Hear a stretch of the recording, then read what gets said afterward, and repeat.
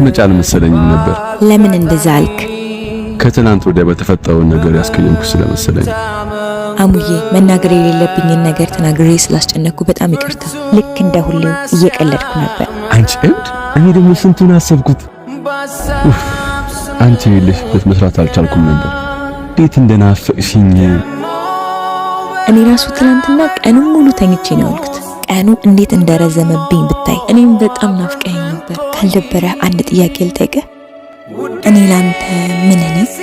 አንቺ ማለት ለኔ ምርጧ፣ ልቤ ውስጥ ትልቅ ቦታ ያለሽ፣ በጣም የምወድሽ ጓደኛዬ ነሽ። አሁን የጠፋሽበትን ቡና ትጋብዥኛለሽ?